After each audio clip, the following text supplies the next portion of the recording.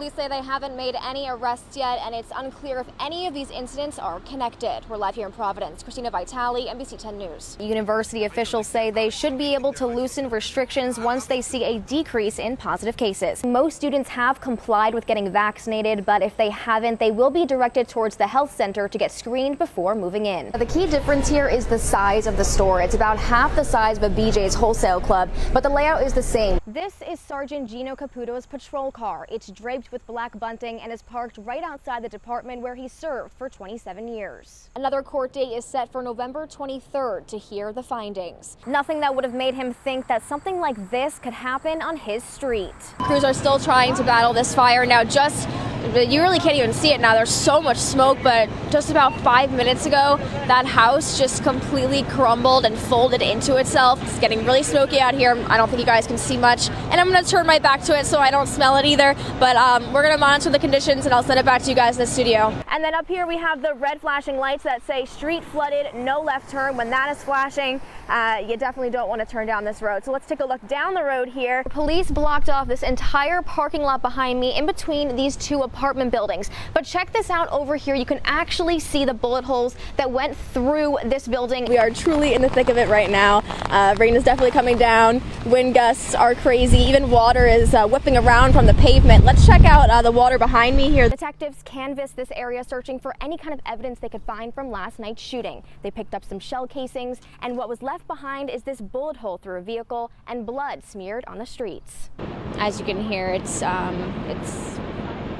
rapid gunfire at this point. We're told that a man in his 60s is barricaded inside of a home on Denison Street. Denison Street is behind me, so you can see the caution tape here. We've been seeing scenes like this all around us here in Ashway. Check this out behind me. To any storm chasers or onlookers, to stay off the rocks this weekend, and that's because of the high winds, big waves, and potentially dangerous rip currents. Land had his staff create this sign from scratch to replace the one that was knocked down 6 years ago. Investigators tell me they believe the car was traveling north on Route 102, crossed the yellow line, left tire marks in the grass, clipped this cobblestone right here, and then landed right over the ledge into the water. The group is called Friends of Ukraine, and organizers tell me the time is now. The dire need for medical supplies is growing faster each day. This is a live look at the city of Kyiv, where President Zelensky introduced martial law across the country and is urging citizens to remain calm. Now, Massachusetts Senator Ed Markey says, Good morning. Good morning, Allison. It's called The Girl from Plainville. Actress Elle Fanning transforms into Michelle Carter,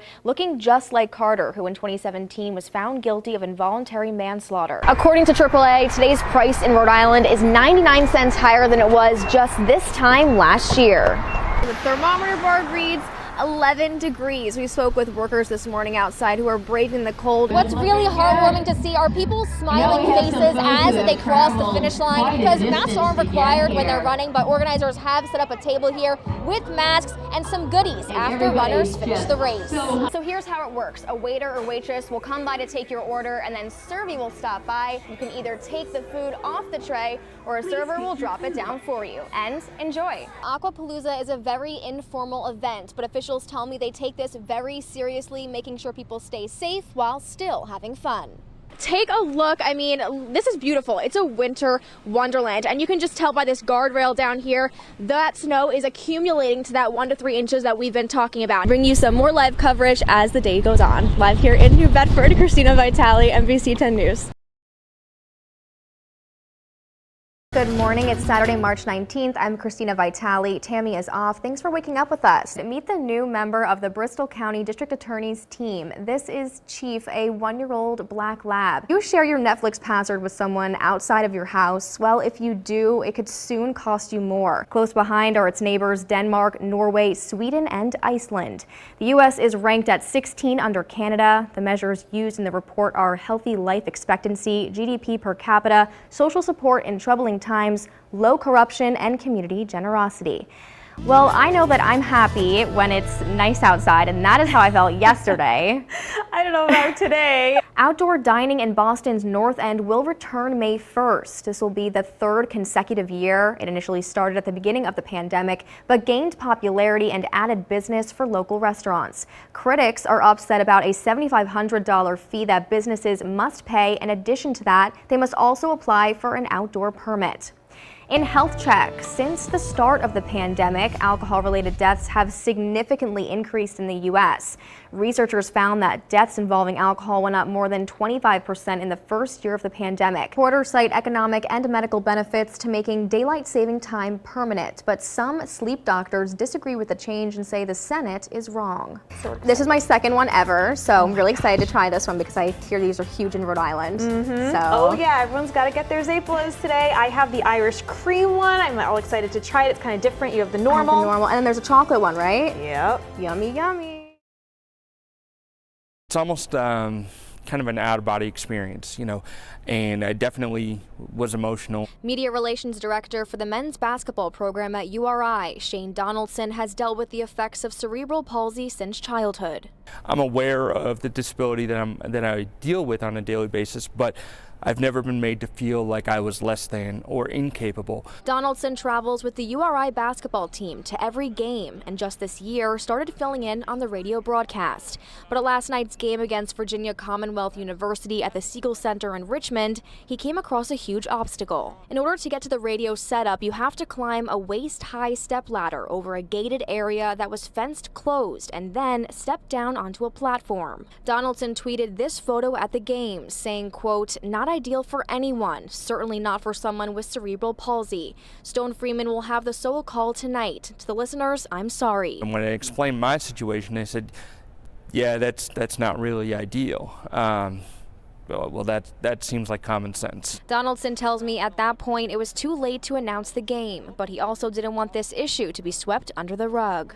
It doesn't make anything better for anybody else, if you don't shine a light on this kind of thing. Donaldson says he received an overwhelming amount of support on social media, even from some VCU fans. You see the sense of humanity that does exist, and that's highly encouraging. In a statement sent to NBC10, the vice president and director of athletics at VCU said in part, "We pride ourselves in delivering a first-class product across the board, and we did not meet those expectations. In both open and honest conversations, I apologized on behalf of VCU athletics for causing undue emotional harm." Donaldson tells me the VCU athletics director called him personally and while apologizing says they addressed the situation and made necessary changes. Reporting from Kingston, Christina Vitale, NBC10 News. I fear for my life. I have become a private enemy and a strong target of the Taliban. This is Amin Fakiri, also known as PK. I video chatted with Fakiri and his family in Afghanistan earlier this morning. Life is not easy, Christine, here in Afghanistan, for me. PK was his code name when he worked for the military and U.S. government as a high-ranking combat interpreter for 10 years in Afghanistan. His hometown was taken over by the Taliban. I had to run away from life. My house was confiscated from the Taliban. So I am kind of in a good place right now, but not feeling as good. When his home was confiscated about a month ago, he contacted the No One Left Behind organization. The group connected him with Jonathan Dayton from Rhode Island. The Providence College employee has done volunteer work with the American University of Afghanistan and has worked with Afghan combat interpreters. Jonathan sent me money and everything, and we came to Kabul. He gave my kids a new life here in Kabul. He got us to safety. And he has been like a brother to me. Fakiri says he feels his life is in danger in Afghanistan. Having worked for the U.S. forces, a video of him resurfaced from years ago that is now in the hands of the Taliban.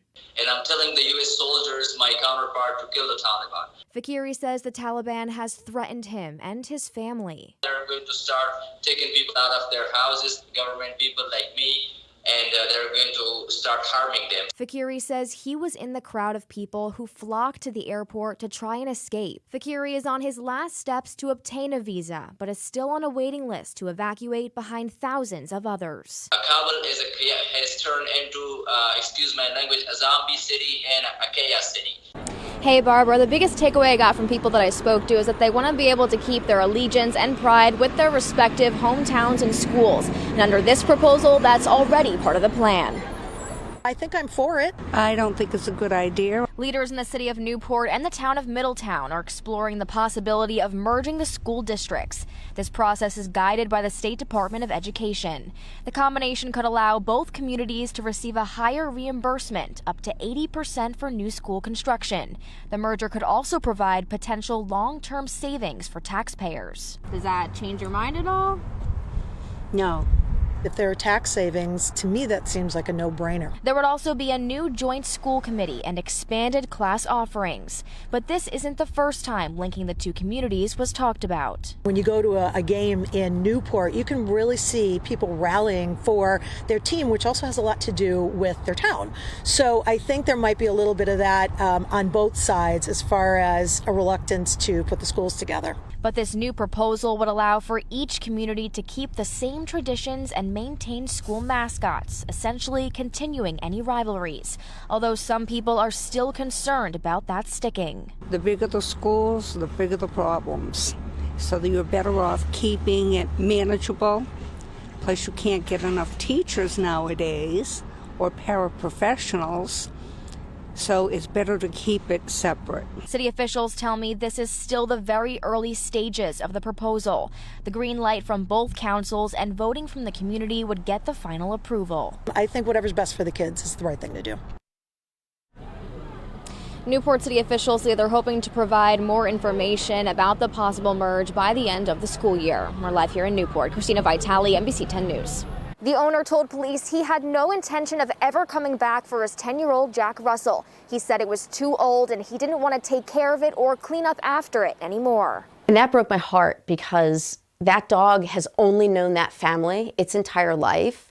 And when it needed them more than ever, that's when they decided to turn their back on it. West Place Animal Sanctuary serves as a farm animal rehabilitation center and temporary holding facility for lost dogs found in Little Compton and Tiverton. They were the first ones to pick up 10-year-old Cosmo after his owner, Corey Souza, admitted to abandoning the dog last Friday. So he was brought here.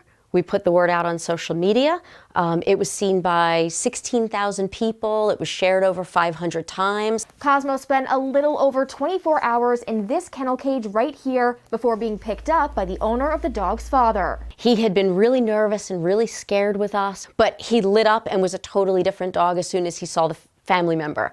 So we had no reason to believe that we weren't doing the right thing. It seemed like a happy ending, but police say Souza tried to get rid of his dog again, this time leaving him in Mystic, Connecticut, where he was found injured and dirty. As I was driving, the dog was running down the middle of Route 27, just right in the middle of the road. Anytime any one of us approached the dog, he would take off running, like scared, and he was limping. Dolliver eventually caught up to Cosmo and traced him back to a post from the West Place Animal Sanctuary.